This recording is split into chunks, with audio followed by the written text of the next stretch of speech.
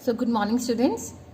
आज हम सीबीएसई की ओएमआर शीट को देखेंगे जो कि इस बार क्लासेस 10th एंड प्लस 2 के बोर्ड एग्जाम्स टर्म 1 एग्जामिनेशन में लॉन्च हुई है। ये कॉन्सेप्ट सीबीएसई का पहली बार आया है, वो भी ड्यू टू कोविड इन्होंने टर्म 1 टर्म 2 में डिवीजन कर दी है सिलेबस की। ठीक है, तो आज हम देखेंगे कि जो आपकी आंसर शीट है वो ओएमआर शीट होगी, मल्टीपल चॉइस क्वेश्चंस होंगे, तो वो कैसी होगी और आपको वो कैसे उसमें मार्किंग करनी है। तो ये देखिए आपकी ओएमआर शीट कुछ ऐसी दिखेगी, राइट। तो एक नजर मैंने आपको ये दिखा दी है। अब हम ये देखते हैं कि इसमें क्या क्या होगा ऑलरेडी और कैसे कैसे आपको मार्क्स या रिस्पॉन्सेस देने हैं। तो ये है हमारे ओएमआर सर्कुलर जो कि सीबीएसई का सर्कुलर है ओएमआर शीट के रिगार्डिंग। हम उसे गो थ्रू करते हैं। ठीक है, यहाँ पर एक सैंपल कॉपी सीबीएसई ने जारी की है, इस सर्कुलर में मेंशन्ड है वो कॉपी। हम उसको गो थ्रू करेंगे, प्रॉपरली देखेंगे कि उसमें क्या क्या है।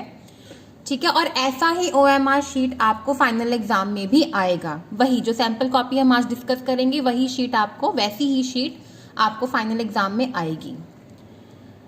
सेकेंड पॉइंट देखिए, details of the candidates will be prefilled in the OMR.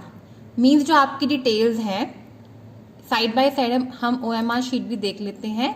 आपका रोल नंबर, बोर्ड का roll number in words, day and date of the examination, आपका सेंटर का नेम, नंबर, आपका सब्जेक्ट का कोड और name, आपका name, father name और school का कोड एंड नेम, ये सारा डेटा प्री फिल्ड होगा आपकी ओएमआर शीट पर।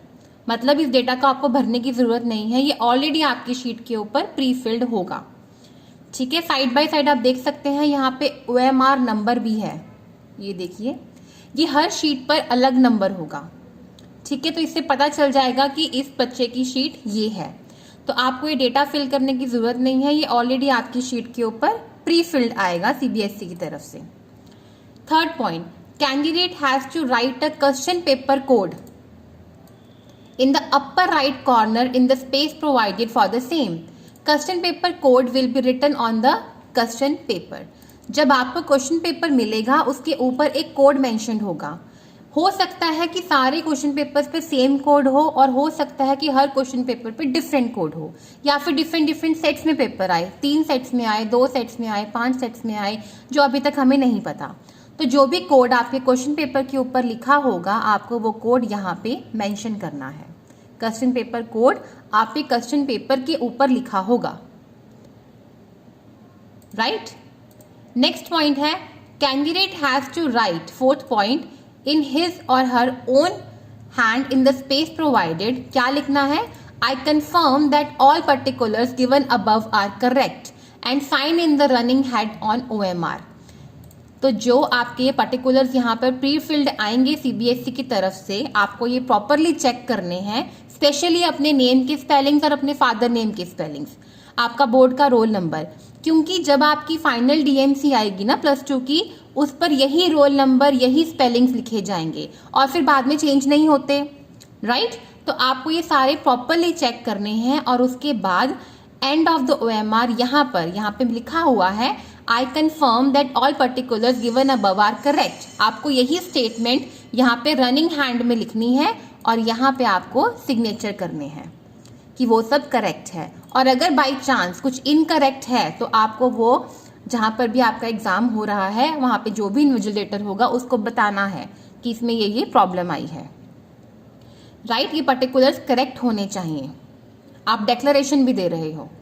फिफ्थ पॉइंट है, only blue and black ball point pen is to be used for filling desired information and for giving responses. आप सिर्फ ब्लू या ब्लैक बॉल पॉइंट पेन ही use कीजिएगा, ठीक है। बाकी कोई भी पेन या कोई जेल पेन वो प्रोहिबिटेड है, वो आप ओएमआर शीट पे यूज नहीं करेंगे। और एक चीज का भी ध्यान रखना, फ्लूड, टेप या कोई भी ऐसा कटर वगैरह अपनी शीट पर, चौक शीट पे यूज नहीं करना कि मैंने गलत रिस्पॉन्स कर दिया तो मैं चौक लगा देता हूँ या मैं फ्लूड लगा देती हूँ। नहीं, पहले आंसर प्रॉपरली सोच लीजिए कि यही है, उसके बाद ही आपको आंसर मार्क करना है ब्लू या ब्लैक बॉल पॉइंट पेन से। कोई भी फ्लूइड, कोई भी टेप, कोई भी कटर या कटिंग इस पर अलाउड नहीं होती, और अगर आप ऐसे करोगे तो हो सकता है कि वो आपका आंसर काउंट ना हो, राइट। 6th पॉइंट, use of pencil is strictly prohibited if it is found that the candidate has used the pencil for filling OMR, तो वो अनफेयर मीन्स में चला जाएगा and action will be taken against the candidate as per unfair means rule. ठीक है, तो आपको pencil नहीं यूज करनी, और अगर आप पेंसिल यूज करोगे तो आप अनफेयर मीन्स में आ जाओगे। अनफेयर मीन्स में मतलब आपका 1 साल बर्बाद हो जाएगा, आपको नेक्स्ट +2 के साथ बैठ के एग्जाम देना पड़ेगा।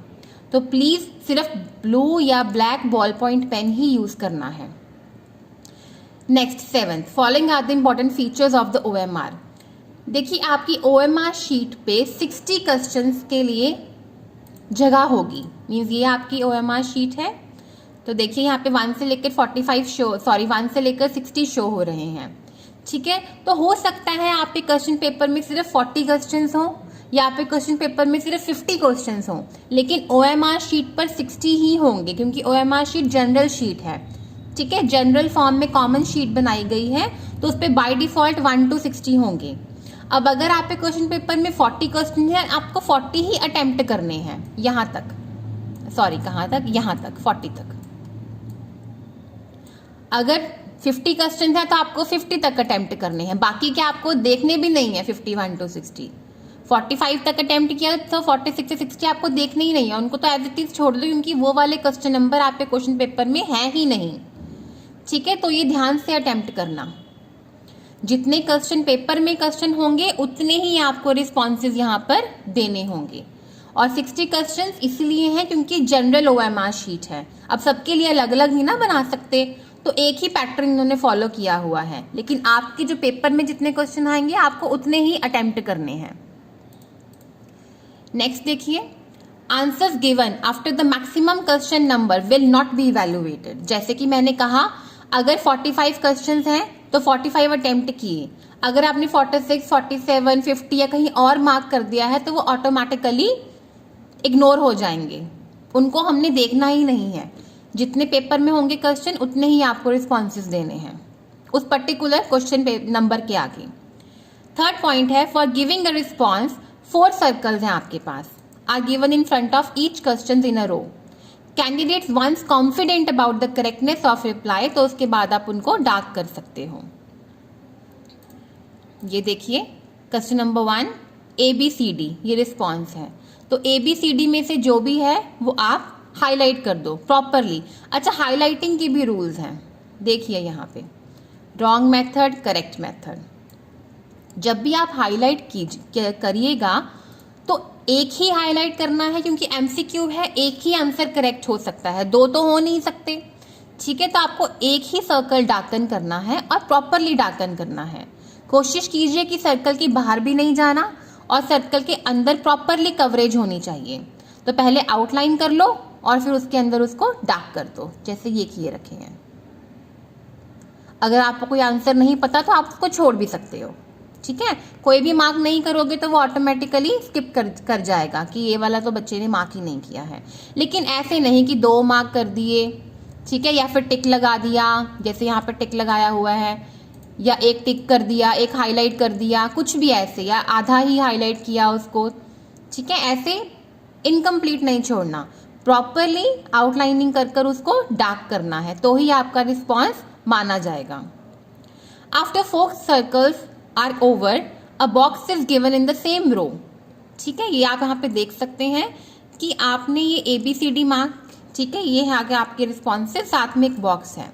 तो आपने जैसे सपोज करो यहाँ पे आंसर B मार्क किया, B हाईलाइट किया, तो आपको यहाँ पर क्या लिखना है, B।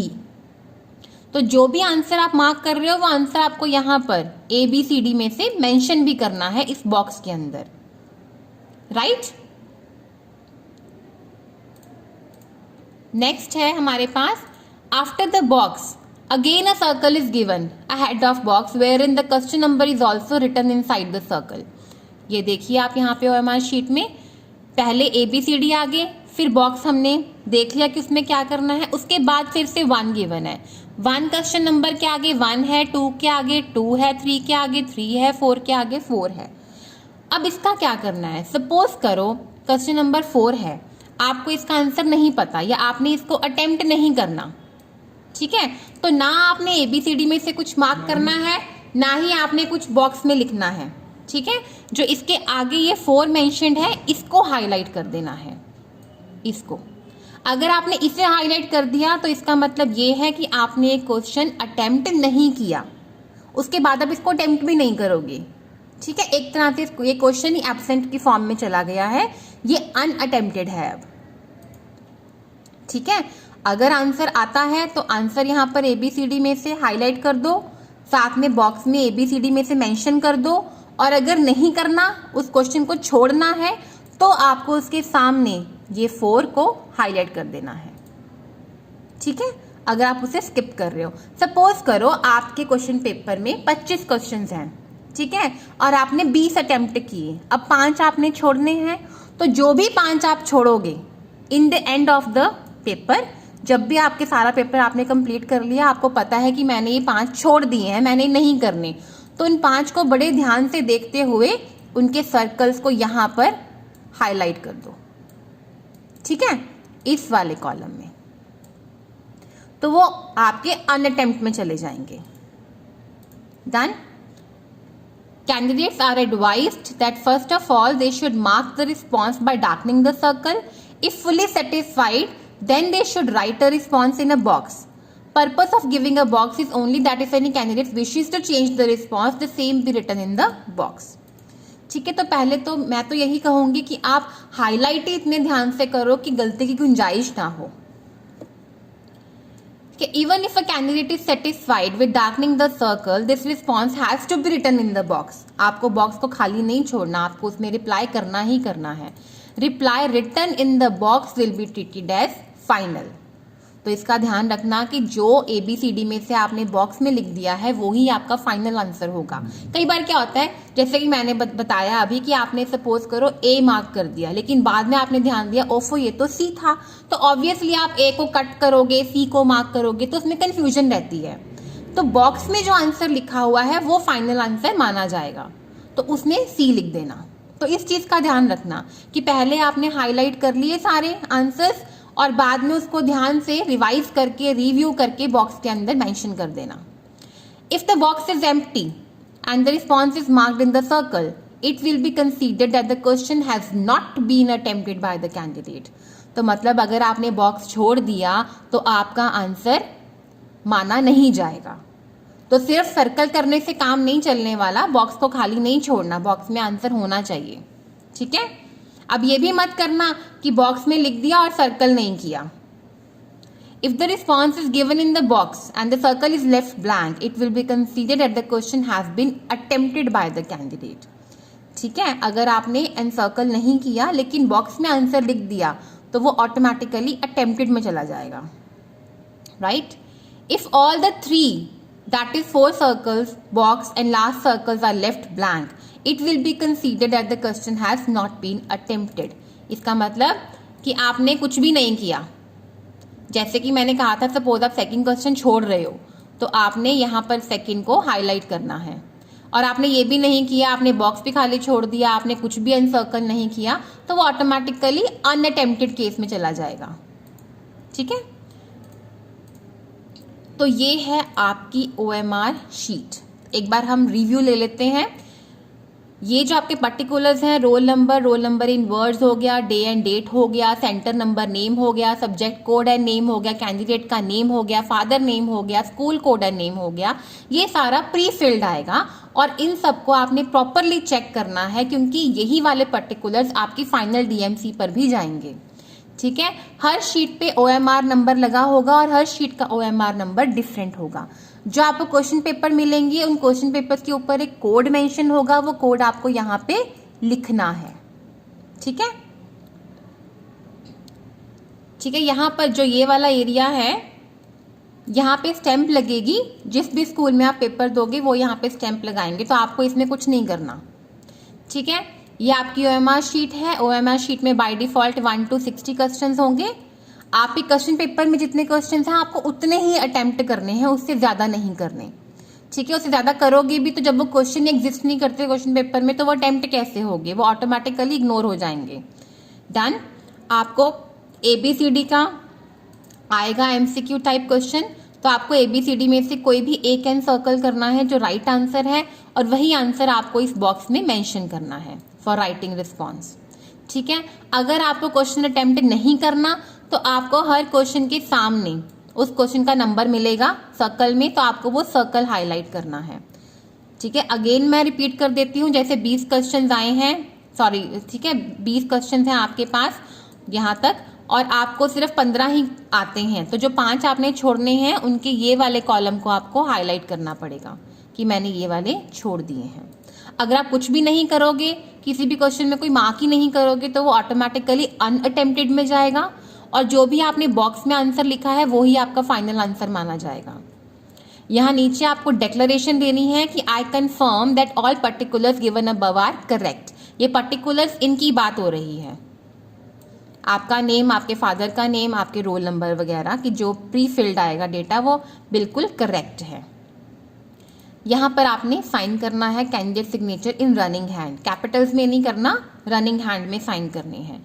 जो नीचे का है total correct answers filled by coordinator, ये सब में आपने कुछ नहीं करना, ये जो पेपर मार्क होगा वो लोग खुद करेंगे। तो आपका काम इतना ही है, ठीक है, कि आपको आंसर मार्क करने हैं, आपको क्वेश्चन पेपर का कोड लिखना है, और फिर आपको यहाँ पर डेक्लेरेशन देके सिग्नेचर करने हैं।